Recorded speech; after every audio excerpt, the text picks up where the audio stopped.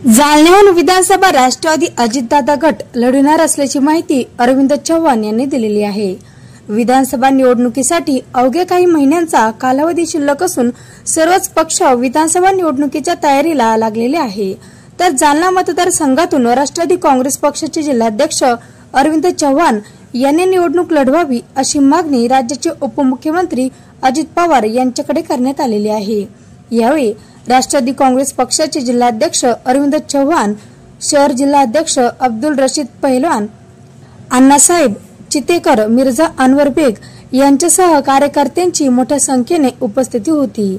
आमच्या मागणीला उपमुख्यमंत्री अजित पवार यांनी सकारात्मक भूमिका घेतली असल्याची माहिती जिल्हाध्यक्ष अरविंद चव्हाण यांनी दिलेली आहे। आम्ही 2 दिवसापूर्वीच या ठिकाणाहून सर्व कार्यकर्त्यांचा आग्रह असतो मुंबईला माननीय अजितदादांच्या भेटीसाठी गेलो होतो।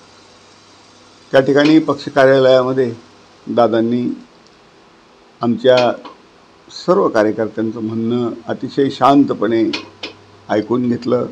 कार्यकर्त्यांनी त्या ठिकाणी जालना विधानसभा मतदारसंघ हा राष्ट्रवादी काँग्रेसला सोडून घेण्याची आग्रही अशी मागणी केली आणि त्यामध्ये सर्व जाती धर्माची मंडळी होती।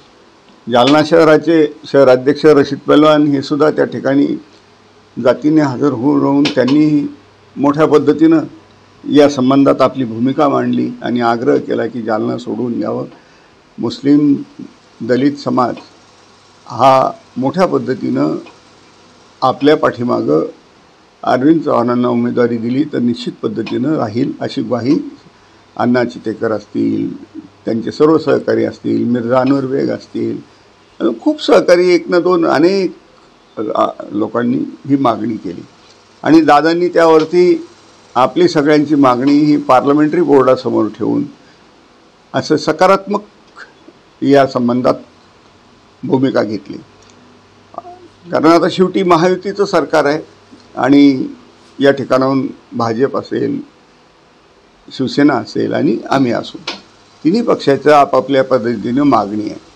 आता ह्या सगळ्या याच्यातून आमची विनंती तीच राहील की याच्यामध्ये मुख्यतः जो सर्वे आहे मग तो सर्वे गृह खात्याचा असेल, मग तो सर्वे निर्णय याचा असेल, चॅनलचा असेल किंवा मग पक्षाच्या माध्यमातून झालेले सर्वे असतील, या सर्वेमध्ये 1 किंवा 2 क्रमांकावर जर आमचं नाव असेल तर निश्चित पद्धतीनं तुम्ही आमचा विचार केला पाहिजे असा आग्रही भूमिका सर्वच कार्यकर्त्यांनी त्या ठिकाणी मांडली आणि अजितदादांनी या संदर्भात सकारात्मक भूमिका घेतलेली आहे। पाहूया पुढं काय होतं ते।